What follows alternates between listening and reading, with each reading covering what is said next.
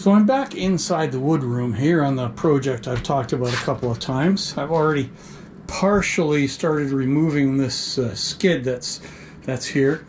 And as you can see, I've got quite a dip down here. So the idea is I'm going to take out the remains of this skid, put some gravel in, put in some cement blocks and probably some 2x8s, and put in the better part of a floor just to make this room a little more usable, because this skid was getting in pretty rough shape, quite badly angled, and it was pretty close to falling off. So we'll pull it out, put some gravel in, cement blocks in, some pressure treated wood, and put a bit of a floor in. So let's get going on that.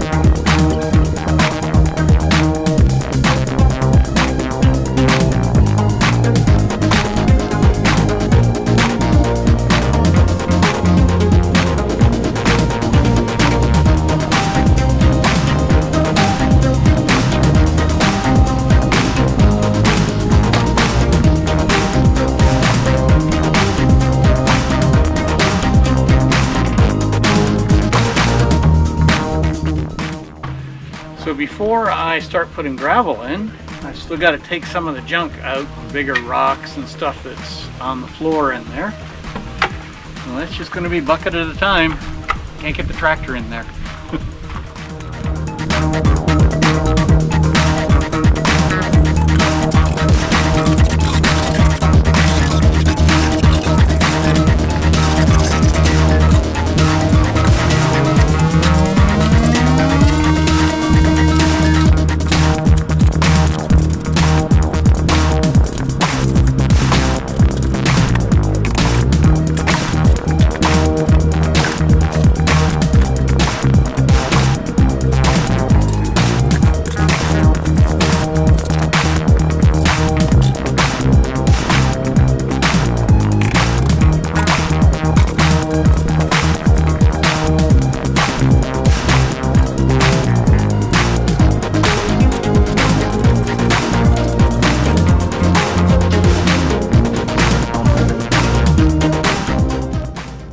Looks like pressure's getting low.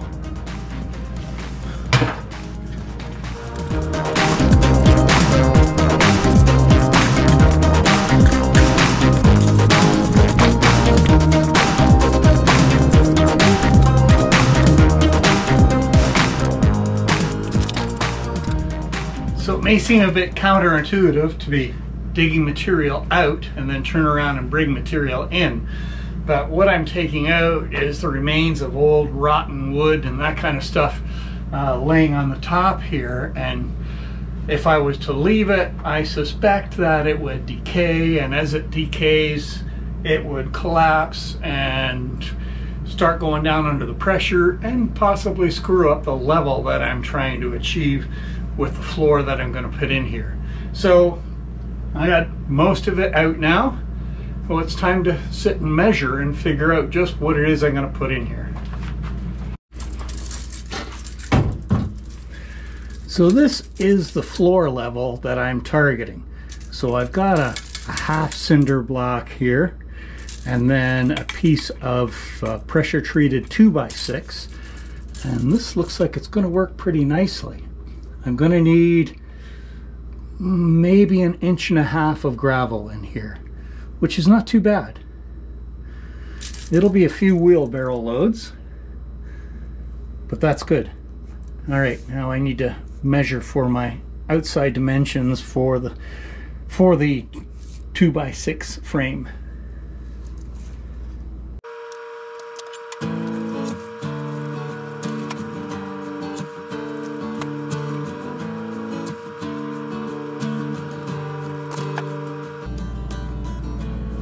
So the plan is to leave this section over here open down to the gravel. I did once get water in here, so I want to be able to put a little submersible pump down there to pump it out if I have to. And I also need to make sure that I maintain access to the water system. So I need to be able to change the filter, I need to be able to get to the lines in case there's any issue there, like that type of thing. So that is pretty much my layout, and it's pretty simple. It should not be too hard to do. And we'll figure that out from there. All right, good stuff.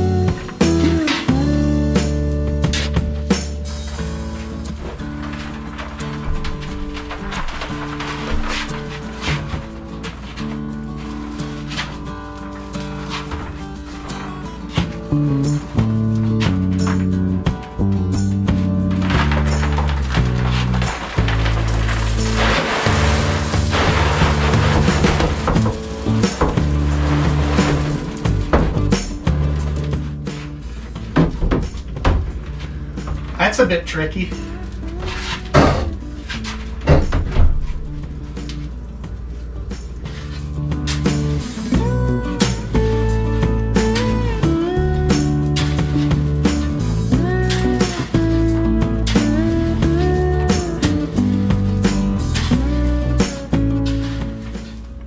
So there's all my gravel in place. I might need a little bit more yet, but that's got it for the most part at the right level. I'll have to get in and be a little more accurate with it shortly. I've got this area blocked off here so I don't fill it up with gravel or anything else, because I need access to that, as I was saying earlier. So next job is to go pick up the material. Gonna need my 2x6s, blocks, joist hangers, and my chipboard for the floor. So I'm back out in the shop here, and I'm all set to start making the 2x6 frames for that floor. So you probably hear the generator running in the background, and we'll get things cut up and bolted together. I'm going to do this in two pieces, mainly because the floor is going to be too long to get in around the door and in place into the woodwork. It's just going to be way easier to simply make it in two sections and then bolt those sections together when they're in place. So let's get started on that. We'll get section number 1 underway.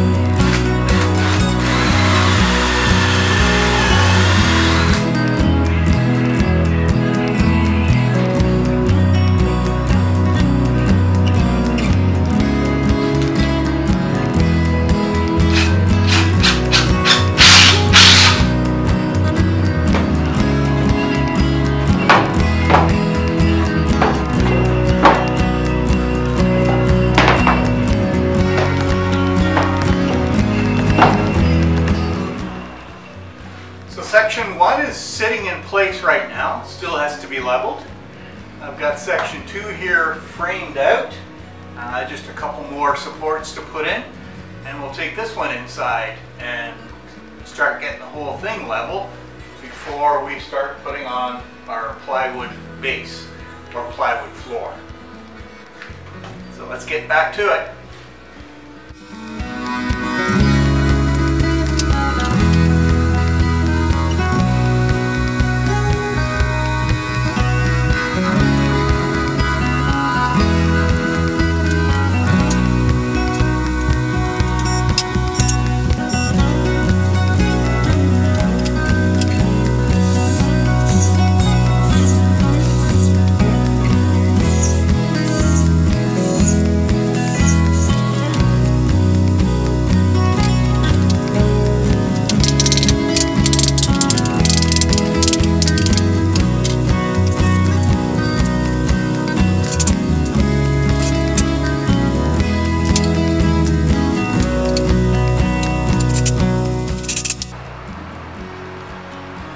So I decided to go with these big heavy screws instead of nails or joist hangers because they are long, they won't rust, and it really gives it a lot of strength rather than just nails that could eventually rust and just aren't as robust as these screws. So they should last pretty much as long as I do. At least that's the plan. Alright, there we go. Let's get this one inside and we'll start leveling everything up. It is one hot day today. I'll be glad to get inside where it's a little cooler. So we've got another super hot, super muggy day today, and I'm about to cut or start cutting for my first piece of cladding for the floor. Now, as everything else with this house, the cement that I'm dealing with is very badly out of square. So I've got to trim back on this one corner 1.75 inches and take it right up to 0 trim back on the far side. So I've got quite an angle here to cut, as you can see. And then that should put this in line with the back wall, or at least that's the hope. And then I'll have to take it back out and reposition another crossover at the far end to match up with the edge of the plywood. So let's make this first cut, take it inside, and see how it looks.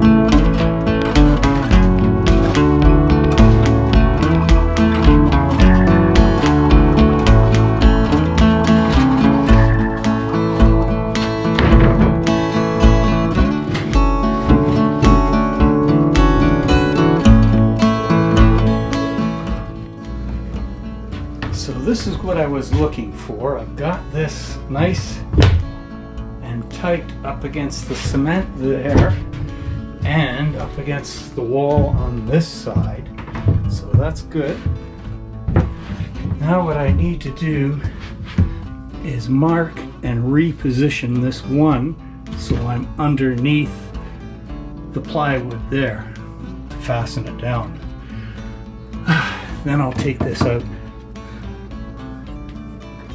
And you can see how crooked everything is. It's just unbelievably crooked. Well, there we are. Floor is in.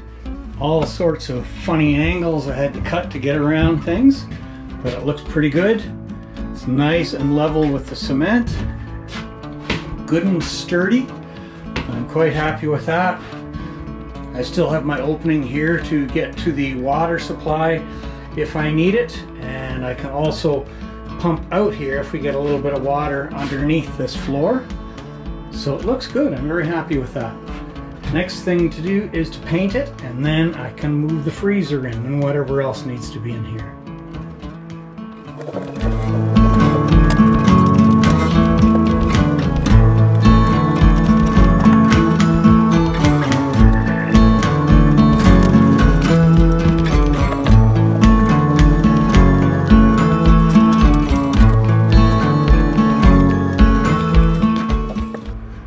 Well, there we are, guys. Another project off the list. Not that this one was on the list in the first place, it was just an added extra. But anyway, it sure looks a heck of a lot better, and it's going to make this room a lot more usable. So that's it for today. Thanks very much for watching, and we'll see you next time.